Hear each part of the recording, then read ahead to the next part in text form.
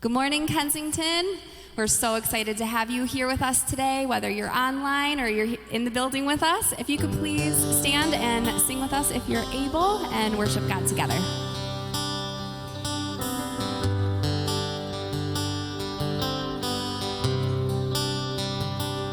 I've abandoned all I've carried, and I've forsaken the one I was. I found freedom, and I found freedom here at your cross. And hallelujah, a wounded one, King of glory, the sovereign God, Son of heaven, my redemption. I'm alive in you.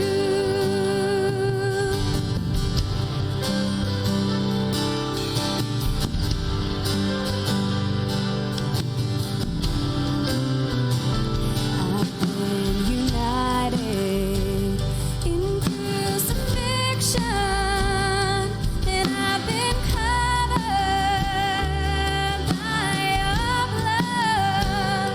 Your grace and mercy displayed before me, and I found freedom here at your cross.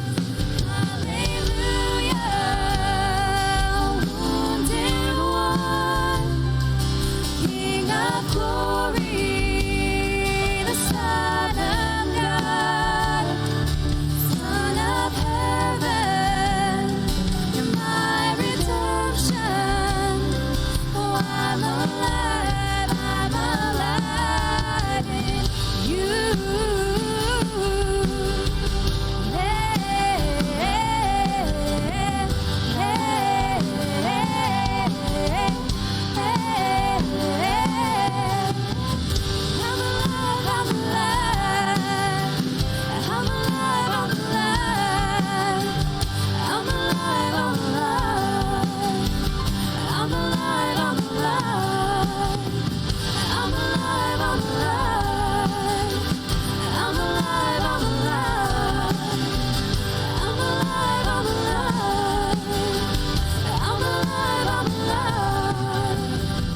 When you went down into the grave, you got up, now I'm alive in you.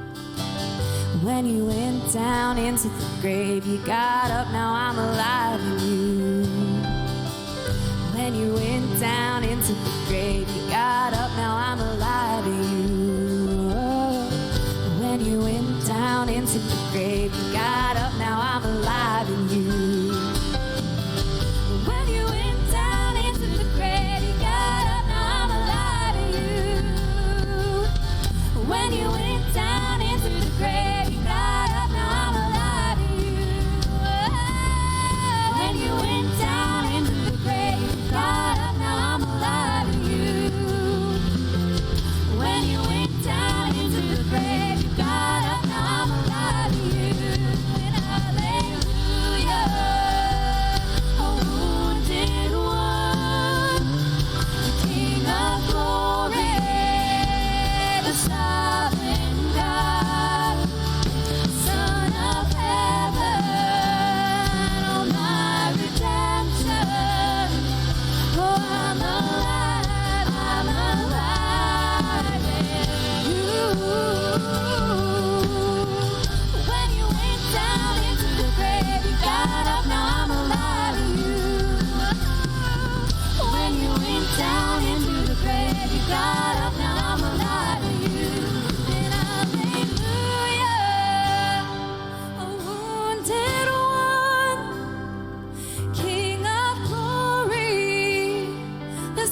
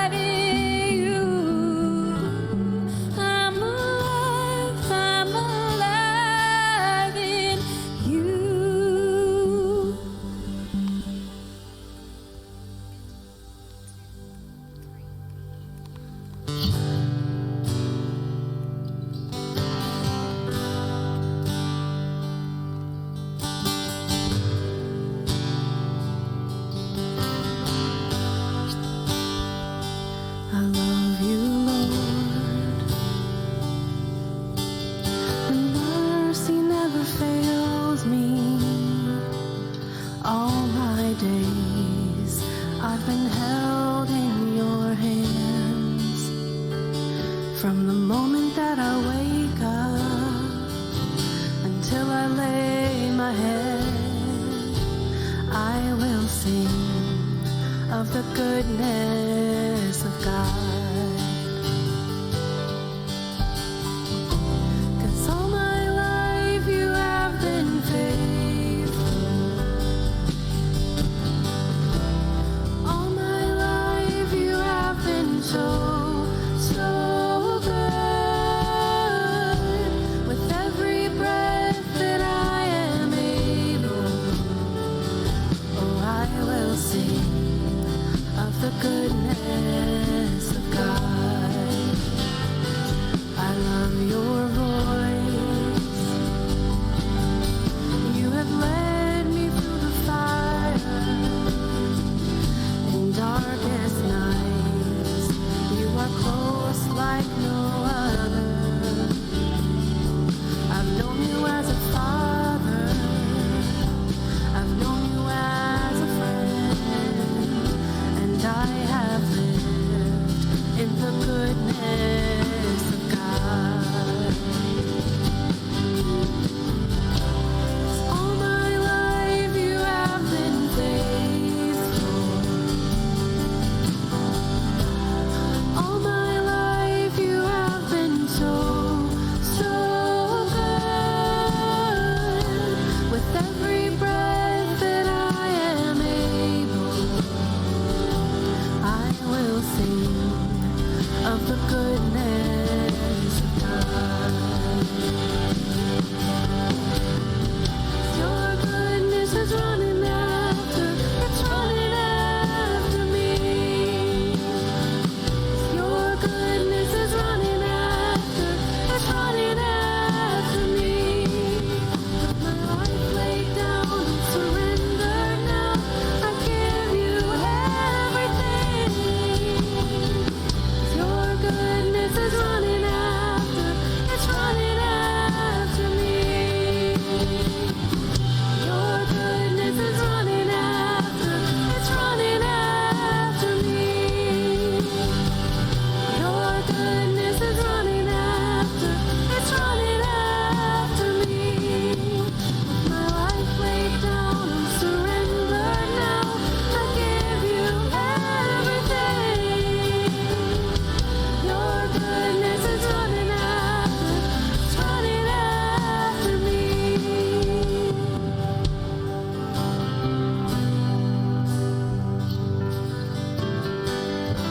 'Cause all my life you have been faithful. All my life you have been so, so good. With every breath that I am able, oh, I'm gonna sing of the goodness of God. I'm gonna sing. 'Cause all my life you have been faithful. 'Cause all my life you have been so, so good. With every breath that I am able, oh, I'm gonna sing of the goodness of God. Oh, I'm gonna sing the goodness of God.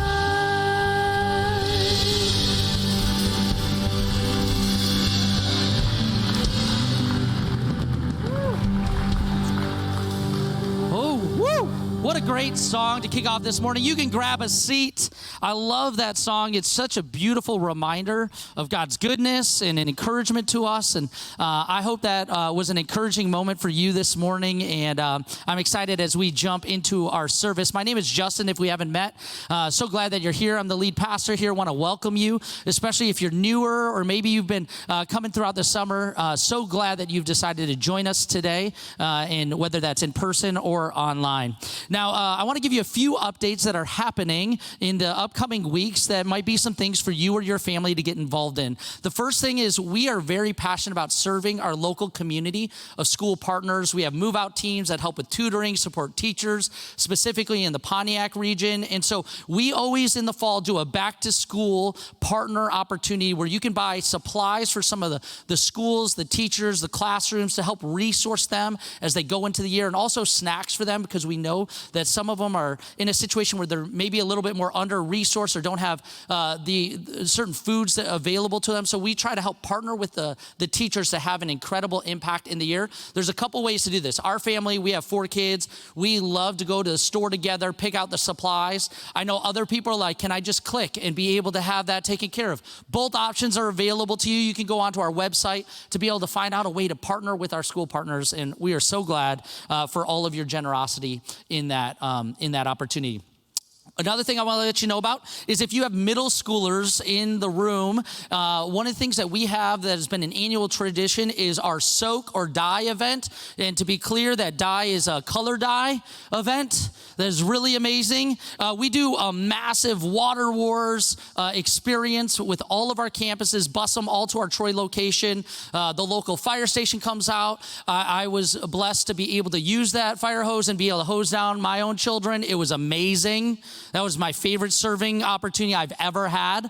But it's a great event for middle schoolers, kind of kicking off the new year and kind of celebrating the end of the summer. Would love for you to sign up for that, get your kid involved in our middle school ministry, and Jackson and the team are hosting this incredible event.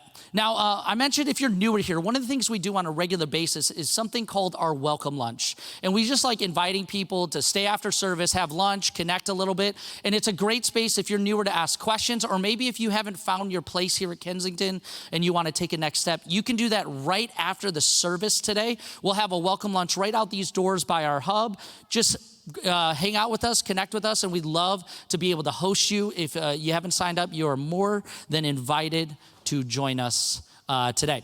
Now, the last thing I want to do is I have a request from you. One of the things that I very much appreciate about our team here at Kensington is we are in a high school where we tear it down and set it up every single week.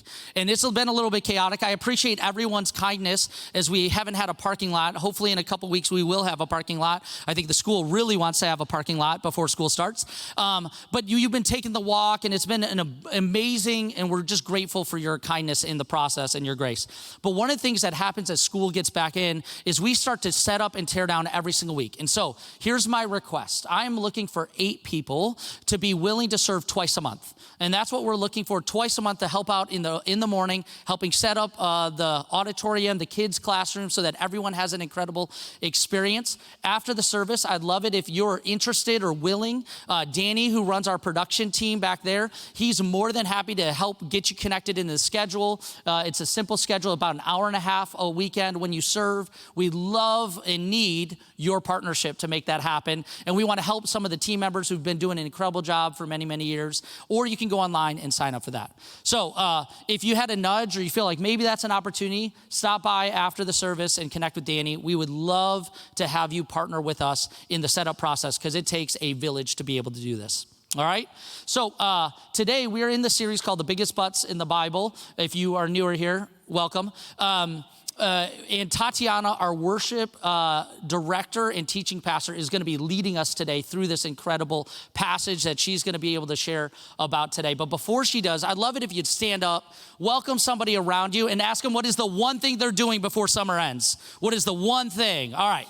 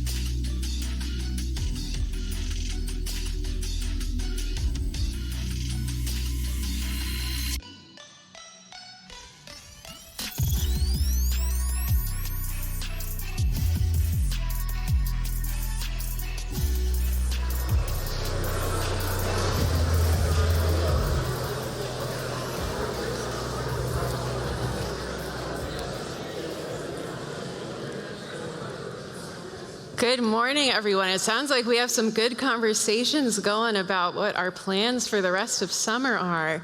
I said to my husband the other day, I'd love to go kayaking soon. And he sighed and said, I'm summered out. I'm ready for winter. Like, excuse me, I have like 3 more lake days planned for us for the rest of summer. But it sounds like we are not summered out. Can I get like a woohoo or something for that? Yeah, we are not summered out here at Kensington, Birmingham. Well, hey, I'm so happy to be here with you all this morning. To those of you here in the room and joining us online, welcome. If I haven't gotten a chance to meet you yet, my name is Tatiana. I'm a worship and teaching pastor here at our Birmingham campus. And as always, I just love to be here with you all. I'm going to invite our team down right now, and as I do, I want to tell you guys a story about something that happened this past week. That Jackson, our student pastor, he would love to talk to you more about this if you see him in the hallway. He's the really tall person, you can't miss him.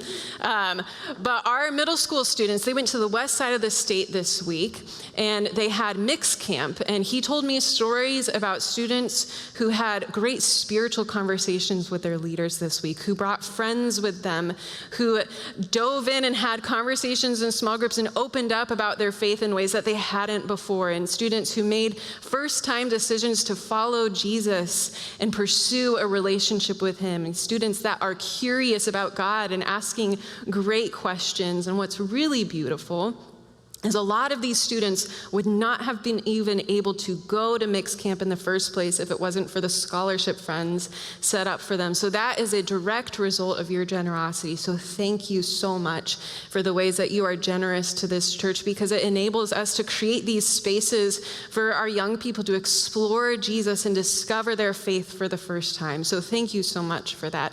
Our team is going to come forward now, and there's ways on the screen as well if you choose to partner with us through giving. We're so grateful for your generosity. But today we are finishing out our very first summer series where we've been looking at these pivotal statements in the Bible where God changes everything with a single word, but. So naturally, like Justin said, we've called this series The Biggest Buts in the Bible. And word on the street is that title has gotten a lot more laughs with our K-kids and our middle schoolers than with our adults here in this room. Now, I was born and raised in San Jose, which is also known as the heart of the Silicon Valley. This is where iPhones and Teslas come from, where LinkedIn, Facebook, Instagram, and Google have their headquarters. And in the Silicon Valley, when you meet people there's a really good chance that they work at one of these tech companies, kind of like how here in Detroit, there's a really good chance that the person you're talking to works in auto somewhere. And today we're going to look at the story of someone who meets Jesus, and I imagine him, if his story was told today, as what is lovingly in the Silicon Valley called a Silicon Valley tech bro.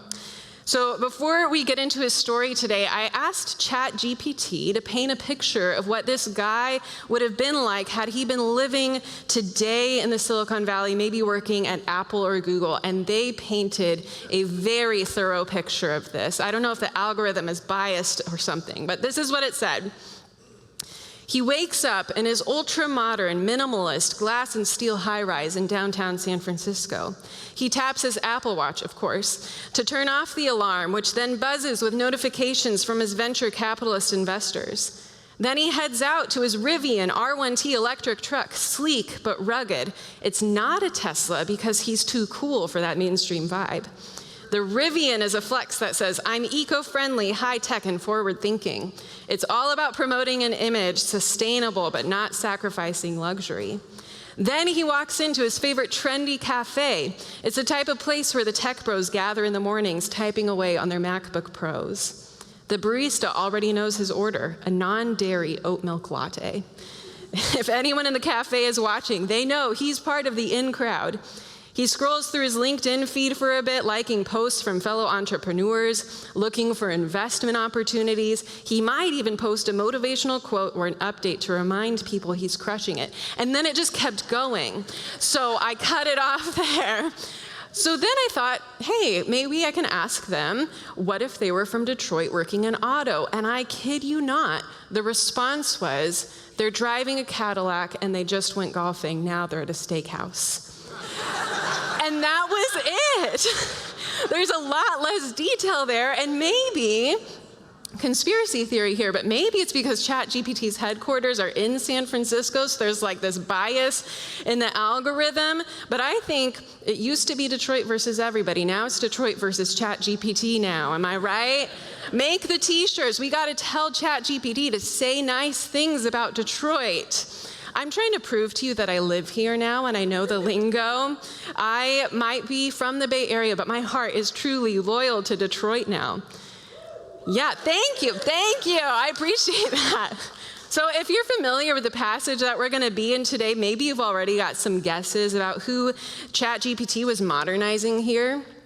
And Mark describes this man as the rich ruler, and then Matthew says that he was a young ruler with a word referring to someone who's under 40 years old. So tradition has called this man the rich young ruler.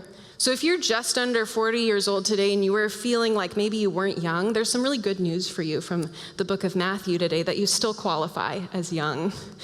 But he was wealthy, he had many possessions, he was educated, respected, had authority and power, and was young. He would have definitely made Crane's 40 under 40 list. Now the questions he asked Jesus give us a glimpse into this man's inner life. He's not just someone who wants to be rich and powerful, he also deeply desires to be good.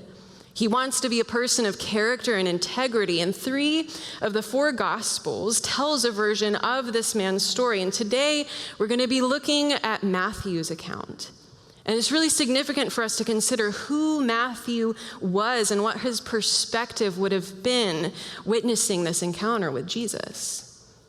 Now, all 4 gospel accounts have a unique message that they are trying to communicate using the life and words of Jesus. And certain themes are more prominent in some than in others. And Matthew's message is made clear from the opening genealogy, where shocking inclusions are made in Jesus' family history. And it's this: Jesus is good news for the outsider. The kingdom of heaven welcomes the outsiders in.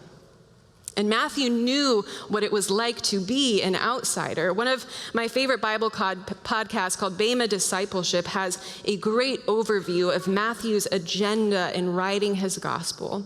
And they pointed out that since Matthew was a tax collector, that had to have meant that at some point Matthew sold his soul to the Roman Empire and agenda, thinking that his call within the Jewish narrative was done for. But then Jesus showed up. And he saw him in his tax collector booth, someone who's hated, viewed as a sinner who would have been taxing other disciples like James, John, and Peter. He's the outsider, but Jesus sees him and decides that's who he wants to follow him closely. That's who he wants to be sitting at his feet as a disciple. So Matthew is given this chance to become someone new, and he follows Jesus around and sees the way that Jesus touches the unclean, how he marvels at people's faith who are spiritually ostracized. So Matthew, the outsider, wants to communicate clearly to his readers, with Jesus, this kingdom is open and available to anybody who wants to be a part of it, even someone like me. With Jesus, the outsiders are in now. The first are last, and the last are first. Now, I think it's also important to consider the context of the chapter in which this conversation with the rich young ruler takes place. We're going to be in Matthew chapter 19 today, and we'll read the story in just a moment, but leading up to this encounter where Jesus is asked a question about divorce. And he shocks his listeners by calling out the culture's systemic abandonment of women in these situations of divorce, and then places great value on covenant relationships. So here Jesus gives favor to the powerless, and he sees the unnoticed. And then right after this, when his disciples say, well, maybe we shouldn't get married at all then, Jesus speaks of eunuchs who were socially alienated and excluded from temple worship, and he seems to marvel at their faith and says that they should be accepted. Hey, these people that you've been rejecting, they've got great faith, actually. You should accept them. Perhaps you have something to learn from the faith of the marginalized. Jesus honors the outsider and loves the excluded. And then it gets even wilder because people bring their children to Jesus, and the disciples want to send them away, which would have been totally normal and a typical reaction because children were seen as the least in society. They didn't participate in religious observances, and then only boys 12 and older were able to participate fully. And Jesus says, no, let them come to me. The kingdom actually is for them. The kingdom belongs to them too. So in this new community that is forming around Jesus, he says the reign of God belongs to the children, and our faith should become like theirs, which today I think just looks like laughing a little bit at the biggest butts in the Bible, right? Let's become like children. But here, Matthew is showing us that the overlooked, the outsiders, are seen by Jesus and welcomed in. All these people who shouldn't be included are included, who shouldn't be honored are honored, and that is what is leading up to this pivotal conversation. And then it says. It's so important when we see a transitional word like that in our reading of Scripture for us to consider what came before it that is leading up to this moment. And all of this is when this encounter with the Cadillac driving, golf playing, Apple Watch wearing, steakhouse dining auto bro took place. It says, then someone, and because Mark's description of the rich ruler has become tradition to refer to this man, that's how we know someone refers to a man who is rich and powerful. Someone came to him and said, "Teacher, what good deed must I do to have eternal life?" And he said to him, "Why do you ask me about what is good? There is one who is good. If you wish to enter into life, keep the commandments." And he said to him, "Which ones?" And Jesus said, "You shall not murder. You shall not commit adultery. You shall not steal. You shall not bear false witness. Honor your father and mother, and you shall love your neighbor as yourself." The young man said to him, "I've kept all of these. What do I still lack?" Now, I wonder with that last question if the young man could feel it in his soul that keeping the law alone was not enough, that there was still something missing in his soul. And he just wants Jesus to tell him something he doesn't know that can explain the sense of lack that he has. Now, what I love about Mark's account of this story that Matthew's does not include is that when this man asks what he still lacks, Mark says that Jesus looked at him and loved him. Jesus looked at his curiosity and he loved him. Jesus looked at the desire of his heart to do good and be good and he loved him. Jesus looked at his sense of lack and he loved him. Jesus is described often at looking at crowds of people and being moved with compassion. There's good news today that you can come to Jesus with your deepest question, and that reveals the depths of who you are, and Jesus' response would be to look at you and to love you. And then this is what Jesus says. Jesus said to him, "If you wish to be perfect, go, sell your possessions, and give the money to the poor, and you will have treasure in heaven. Then come, follow me." When the young man heard this word, he went away grieving because he had many possessions. The word translated perfect here is teleos, which has this connotation of being complete or whole. So the man verbalized his lack, and Jesus responds with what will bring wholeness. Jesus says, well, what if what you're looking for is wholeness, if you want your devotion to God to be wholehearted, here's 4 things you can do. Go, sell, give, and then come follow me. Now, the letting go of possessions is a prominent theme throughout Matthew's gospel. Jesus warns often about storing up treasures on earth where moth and rust destroy, and says that we're instead supposed to store our treasures in heaven.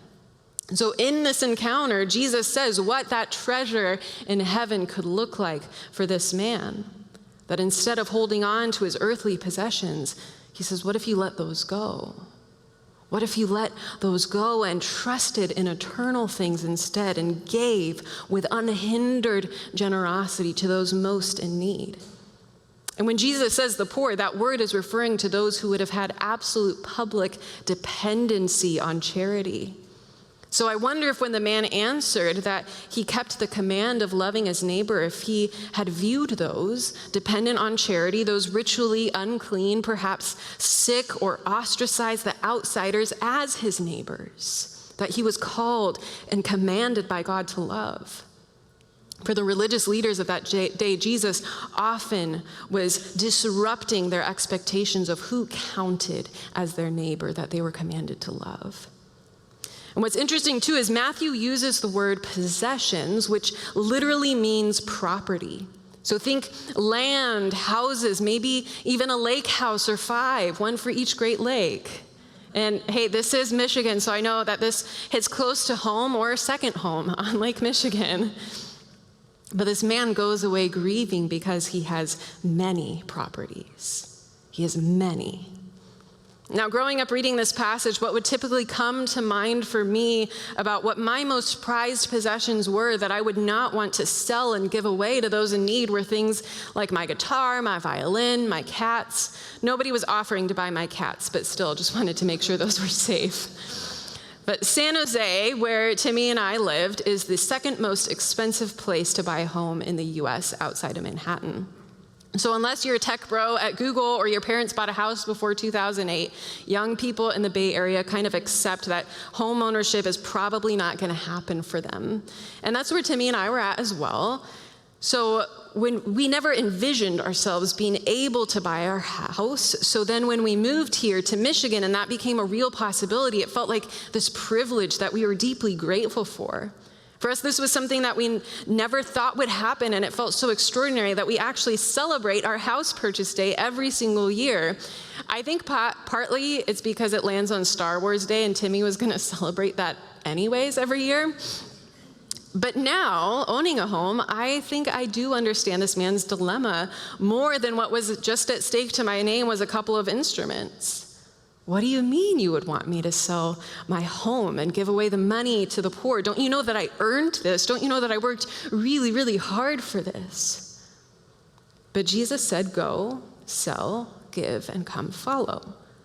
Hold your possessions loosely, because love for neighbor doesn't look like accumulating more stuff to our name, more wealth. To be wholehearted in your devotion to God and to feel whole in the depths of your soul looks like this dependence on God's provision. Looks like dependence on God's provision and eternal treasures rather than earthly wealth and status. And Jesus' radical challenge here is right in line with the prophetic critiques that we see in the Old Testament from prophets like Ezekiel and Isaiah saying things like this to God's people. Ezekiel said, "This was the guilt of your sister Sodom. She and her daughters had pride, excess of food, and prosperous ease, but did not aid the poor and needy." And then Isaiah said, "Is this not the kind of fasting I have chosen? To share your food with the hungry and to provide the poor wanderer with shelter? And when you see the naked, to clothe them, and not to turn away from your own flesh and blood." Now, if those words feel uncomfortable right now, imagine how uncomfortable these words felt to the people hearing them that day. That the sin of Sodom was having excess food and then letting the poor and needy among them go hungry. That the kind of fasting, the kind of worship that God really wants and is really looking for is for his people to share their food with the hungry, to shelter the immigrant and refugee, to clothe the naked, to care for each other. And this sounds a lot like Jesus in Matthew 25 saying that when we do this for each other, it's like we're doing it for him. God's commands to his people to care for the needy continue from the Old Testament all the way to Jesus' teaching. So I wonder if the heart of what Jesus was getting at with this guy was about his excess of possessions and his lack of care for the needy. That his possessions and earthly treasures were getting in the way of his ability to love his neighbor and keeping him from wholehearted devotion to God. So then it says he goes away grieving. Perhaps that he would rather have his possessions than inner wholeness. And then Jesus says something even more scandalous to his disciples. Then Jesus said to his disciples, "Truly I tell you, it will be hard for a rich person to enter the kingdom of heaven. Again, I tell you, it is easier for a camel to go through the eye of a needle than for someone who is rich to enter the kingdom of God." So if Ezekiel and Isaiah's words about wealth felt uncomfortable, Jesus just topped that. And Jesus really had a way of doing that sort of thing often, didn't he? Now, for centuries, there have been many attempts to tame this challenging saying from Jesus. Some claim that camel was a translation error, and one letter off would have actually meant rope. So that means you just need the right size needle and the right size rope, and then the whole eye of the needle thing works out just fine. And what I had heard most often growing up was that there was a small gate in Jerusalem called the Needle's Eye. So if a camel needed to walk through, it just needed to unload and get on its knees, and then it would be able to go through. But there's no evidence that that gate actually existed. Now, my favorite is I love what a pastor, Francis Chan, once said, that maybe what Jesus meant is that it's easier for a camel to go through the eye of a needle than for a rich person to enter the kingdom of heaven. Because maybe Jesus just meant what he said, and we're supposed to be a little uncomfortable with it. So let's listen to what his disciples said. When the disciples heard this, they were greatly astounded and said, "Then who can be saved?" Now, their shock is the evidence of how much Jesus was overturning expectations in his kingdom. Because in that day, the wealthy were seen as God's favorites. Their many possessions were the evidence of God's blessing on their life. So if God's favorites can't be saved, who can? And remember, Jesus has already shocked them by welcoming children, by speaking highly of eunuchs, giving favor to the powerless. Matthew's gospel is not only telling us that the outsiders are welcomed in now, but also that the most powerful, the most impressive, the wealthiest are actually spiritually bankrupt and in need of saving too. Now, I got this mental image as I was thinking about this text and about Matthew's agenda for the outsider, that maybe Jesus' kingdom coming to earth is like coming to a place where there's this ladder that people are trying to ascend. And people at the top of the ladder are respected and valued and maybe even seem to be reaching God. But then there's the people on the ground who can't even reach the first rung of that ladder, like children, like sinners, like fishermen. And when Jesus comes to this earth, he's actually on the ground with them, readily accessible right away. So for then those who have already ascended to the top of the ladder of worldly success and wealth and prestige and honor, the invitation for them to Jesus is the same. They're still invited into the kingdom, but they have to take some extra steps getting off of that ladder first, finding their place with the vulnerable, finding their place perhaps with those that they had hoped to be better than by being at the top. So maybe a better way to say it is that in Jesus' kingdom, yes, there are no more outsiders, but there are also no insiders either. The invitation to the kingdom is open for everybody, and that is good news. And then it says, Jesus looked at them and said, "For mortals, it is impossible." And then this is the good news. But with God, all things are possible. And I wonder if Matthew felt Jesus looking right at him when he said this. Because Matthew and the rich young ruler had some things in common, didn't they? Matthew was wealthy. There's a story of him holding a banquet at his house for Jesus with a bunch of tax collectors and other guests. But what they do not have in common is Matthew was despised among the Jewish people and considered a sinner, while the rich ruler seemed to have led a respectable life, keeping the commandments. But Matthew chose to leave everything behind and follow Jesus. With Jesus, Matthew did what was impossible. We see through Matthew's life how all things became possible for him in the Jesus community, and how following Jesus and his way transformed his life. We see that with God, a despised tax collector is accepted. So Matthew, as a Jew, would have been viewed as someone siding with the Roman Empire to betray his own people. Tax collectors were assumed to be dishonest thieves, as collaborating with the oppressor, collecting more than required in order to make a profit for themselves. So maybe Matthew and other tax collectors were viewed a little bit like this. I've got a picture for a mental image. And if you don't know who Saul Goodman is, there's no shortage of other Detroit lawyer billboards that you could bring to mind. We've got a lot of them. There's options. But Saul, he got the job done, didn't he? He made his bag, but his reputation was terrible. And Jesus once told a parable about a Pharisee who thanks God that he's not like that tax collector over there. God, thank you that I'm not like Saul Goodman. And he thanks God that he's a good person. But then Jesus describes the tax collector as being humble in heart before God, as asking God for mercy. And Jesus also saw Matthew sitting at his tax collector booth on the job, in the act. And that's when Jesus says, hey, why don't you come follow me instead and leave that behind? And Matthew accepts this invitation and throws this banquet at his home, invites more tax collectors to join, and Jesus is not ashamed to be seen with them. Jesus is not ashamed of this association. When the Pharisees are scandalized by this scene, saying that Jesus is eating with tax collectors and sinners, which, by the way, eating would have been seen as an intimate act, making Jesus unclean just by this association with them, Jesus says that these are the very people that he's come here for. And then he quotes the prophet Hosea and says what God really wants, what God is really interested in, is mercy. So for you today, if you have felt unloved, if you felt like an outsider, or you're carrying the weight of brokenness in your story, there is nothing impossible with God.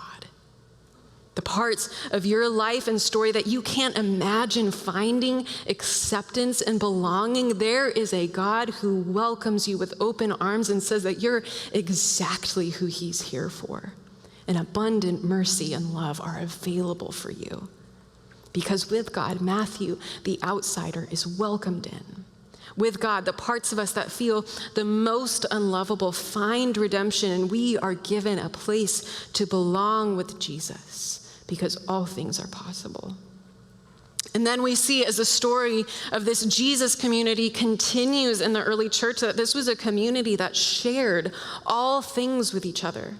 So with God, Matthew trades greed for open-handedness.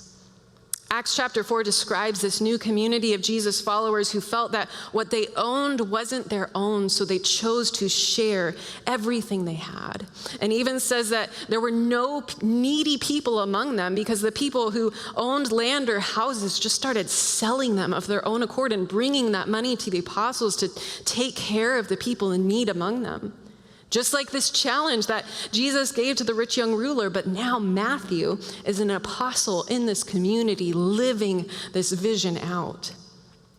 And it's true that only once did Jesus give this specific challenge of selling all of one's possessions to give to the poor, and it didn't seem to be this requirement he gave to everybody to follow him. But isn't it interesting that the early church chose to live that out? Now, for many of us, greed isn't going to show up like a tax collector exploiting other people for profit, but maybe it shows up in the way that we spend our money, how we spend our time, our unwillingness to get uncomfortable and even sacrifice in a way that's going to help our neighbors. And I have a friend who's a part of this community who has given so much of her time and heart recently to advocate for local immigrants at risk of deportation here in Michigan. And some of them are Christian refugees who have fled their country of origin because they were at risk of being harmed. And what she's doing is she's showing up to their court hearings. She's writing letters of support on their behalf. She's praying for them. She's weeping with them and advocating for them to be treated with kindness and dignity. And a couple of weeks ago, she told me about a man who she was going to be accompanying to his court hearing that Monday, who knew that if he was deported, he would be at risk of death. Because he's from a country that is known for persecuting Christians, and that even comes from their own family members sometimes. So part of the reason that he came here was for safety, for his faith to thrive. And a couple days before that Monday, he said to her, "Because Christ lives, I can face Monday." That is beautiful. That is someone who Jesus would look at and marvel at their faith. And there's good news that God did work a miracle to protect this man, and circumstances worked out that his court hearing is now delayed for a full year. So she's working still. She's working on finding him housing because he's unhoused right now, and she's helping him raise money for an attorney. She's praying for him. Now, this willingness that she has to choose compassion and to enter into the story and experience of the most vulnerable among us is a lot like sharing all that she has with her neighbors, like Matthew and the early church did. And it's beautiful to see how she's giving her time, how she's praying and advocating and being a bridge builder in our community. Because when God said to his people through the prophets, you had excess and you did not give, or you saw someone hungry and didn't feed them, my friend here, she is giving. She's seeing needs and she's stepping in with Jesus-driven compassion. She's living a life where we see the evidence of how with God all things are possible. Because God can take our greed, our love of comfort and earthly treasures, and grow in us open-handedness that is motivated by compassion. It's motivated by love for God and our neighbor, because with Jesus transforming our hearts, all things become possible. And this challenge that Jesus gave to the rich ruler would have also been a change of identity. To give all to the needy so freely that he would be becoming poor with them. He invites him to sell all that he has and give, to have nothing left. This is giving up your power, your superiority, to become one with the vulnerable. And I love how this Christian ethicist verbalizes this. Jesus challenged the rich in hopes that they would find their own salvation through solidarity with the poor. And while the righteous young ruler did not, the despised tax collector Zacchaeus did. And the despised tax collector Matthew did too. All things are possible with God. Matthew learned there is a greater eternal treasure worth holding on to, that earthly status and security, that wealth, that it just doesn't compare to. And in being willing to leave behind his ways of greed, to let go of his possessions, Matthew's identity found its rightful place. With God, Matthew's identity found its place. Jesus said that it would be very hard for a rich person to enter the kingdom of heaven. He said that it's like a camel going through the eye of a sewing needle. And in Matthew 4:17, Jesus began to preach that the kingdom of heaven is at hand. Jesus taught that this reign of God would be discovered in limitless love, even love of enemy, in mercy, justice, righteousness, the healing of diseases, good news to the poor, dining with sinners, the outcasts being welcomed in. And I can see how perhaps for those with status, maybe some power and comfort, that the idea that the last would be first would be really hard. And I can see how for me, with my status, my own power, my own comfort, my own possessions, it is hard to enter a kingdom where I am asked to give generously to those in need, to love without limits, to extend mercy to my enemies, to associate with and dine with outcasts the same way that Jesus did. And the Apostle Paul said that Jesus, though he was rich for our sake, he became poor. It wasn't just Jesus' teachings that subverted expectations of how the Messiah was going to come and deliver his people. It was also how Jesus showed up and lived his life as a poor, traveling prophet, unafraid to associate with the unimpressive, recruiting tax collectors and fishermen, and ultimately how Jesus chose the way of the cross. And now we get to choose that way too. And it is not easy. It is very hard. And for our human nature, it is impossible. But with God, it is possible for our worth to not be found in what we own, the accomplishments we achieve, earthly treasures or status, but for it to be found in choosing the way of Christ, of laying ourselves down for love for our neighbors, for finding solidarity with the vulnerable, extending the compassion we've received freely. Because with Jesus, the outsiders are welcomed in. All things are possible. Now, a couple weeks ago, I was at Aldi, and if you've never been, you can't get a shopping cart without a quarter, which is really inconvenient most of the time for me. And there was a couple that had just finished putting their groceries in their car, and they asked me if I wanted their cart. So I said, yeah, sure, here's a quarter. And the guy said, no, someone gave this to us, so I don't want your quarter. I just want you to give it to the next person in need that you see. And it's a little silly, but maybe this Jesus community is supposed to look a little bit like this. that God has given to us so generously that maybe we are supposed to extend that to someone who needs it too. That maybe this kingdom of heaven is a little bit like sharing your Aldi shopping cart with the next person in need instead of trying to get an extra quarter back to pocket. And the team is about to lead us in one of my favorite hymns, and it has this line in it that's so simple, and it says, "My worth is not in what I own, but in the costly wounds of love at the cross." Now, Matthew did what was impossible without God and what the rich young ruler was not ready to do. And he found his worth not in his possessions, not in what he owned, but in the one who, though he was rich, became poor for our sake. And with God, choosing this way of the cross is possible for us too. So as we sing these words in just a moment, let's open our hearts to how Jesus is speaking to us and inviting us to treasure something greater than our earthly possessions and status.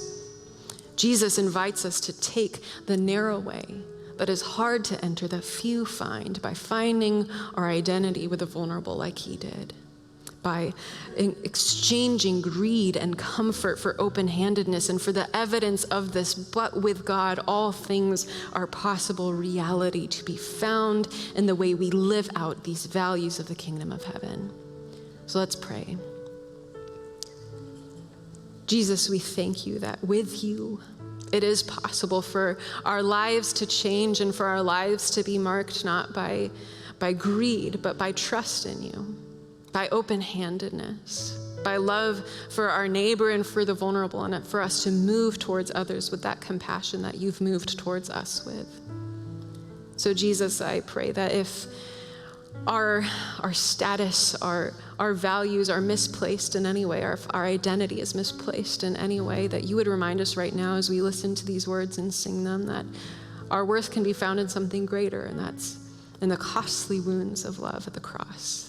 That you, though you were rich, you became poor for our sake, for us, to welcome us into your kingdom, for us when we are on the outside to be welcomed in with you. So Jesus, thank you.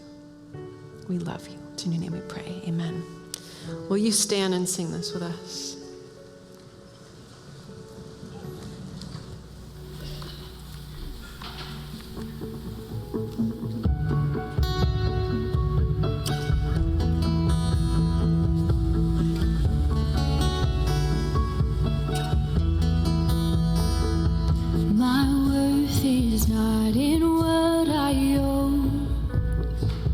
Not in the strength of flesh and bone, but in the costly wounds of love at the cross.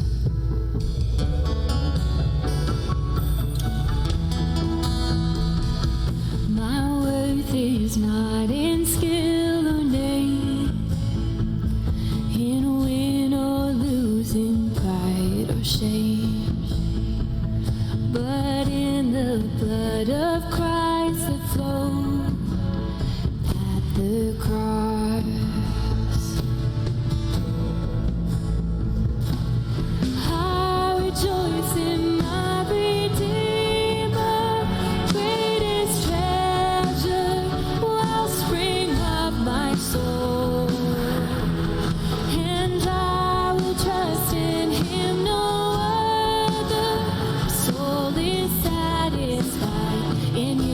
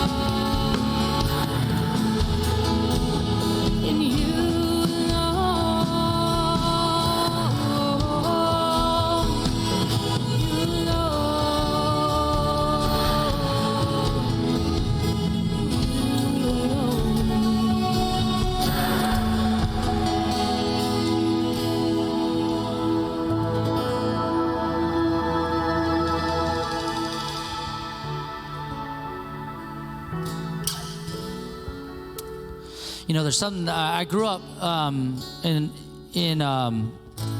here at Kensington as a kid, and we didn't really sing hymns in my childhood.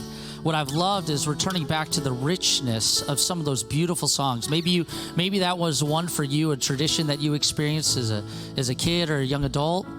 For me, it's been this moment of taking in the beauty and the reminder of where, even in that song, where our worthiness comes from. What a great reminder for all of us that at some point we have all felt like outsiders. And if we are reminded of when somebody welcomed us in, invite us to sit at the table, we find ourselves, as I read scripture more and more, as Tatiana shared, I am more and more reminded that I am Matthew the tax collector than anybody else. I'm the one who has greed in my life, who wants to hold on to my comforts and my things. What a great reminder that with God, our identity isn't built on that. With God, our mercy and compassion that flows out from receiving grace.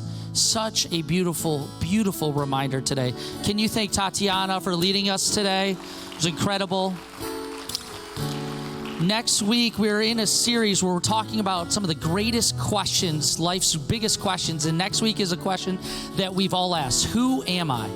And so I'm excited to be able to wrestle with that next week and be able to share a little bit about what is that defines us. How do we discover our identity in a world where we have so many different ways to kind of find ourselves attaching to an identity, just like Tatiana shared, even our possessions being our identity. What starts to unlock that? Excited for that next week.